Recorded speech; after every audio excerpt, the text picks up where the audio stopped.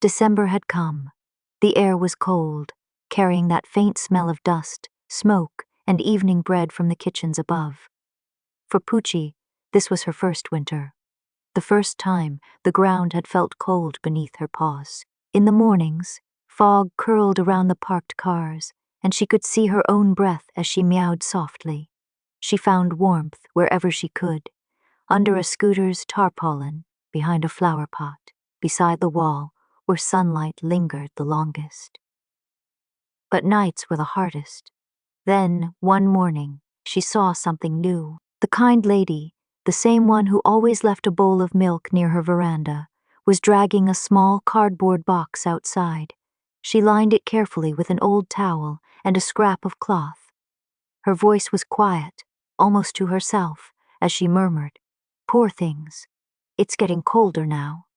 Poochie watched from behind the steps. The box smelled warm, faint soap, sunlight, and human hands. By the evening, Kittu was already curled up inside it, his red fur blending with the faded towel. His mother joined him soon after, and later his father. Poochie waited. She didn't dare come closer, not while the big cats were there. But when dawn broke and the family left to hunt, she crept in, one paw at a time, and curled herself in the corner. For the first time in days, she felt her body relax.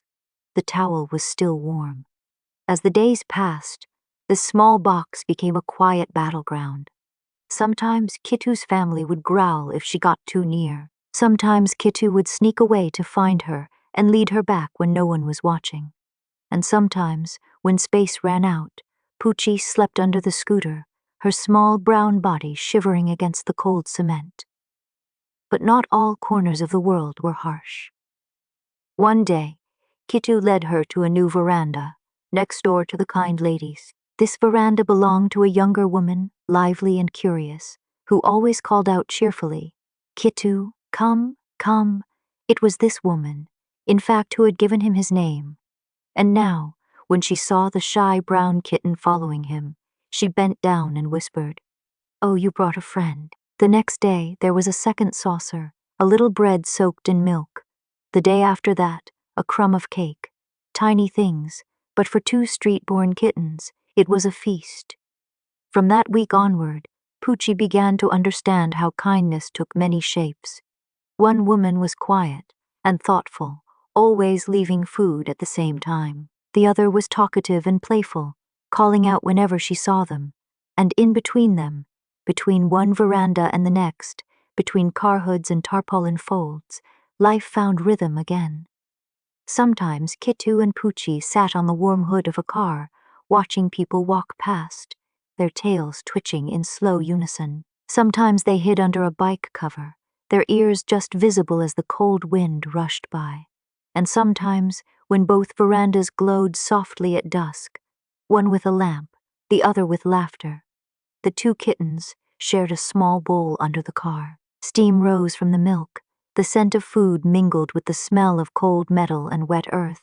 The lady on the ground floor would glance at them from her door. She didn't speak much, but sometimes she smiled and whispered, "Eat well, little ones, stay safe." For Poochie, this was the closest thing to home she had ever known. A patchwork of kindness, soft corners of comfort, in a hard, cold world. But the wind that night carried something else.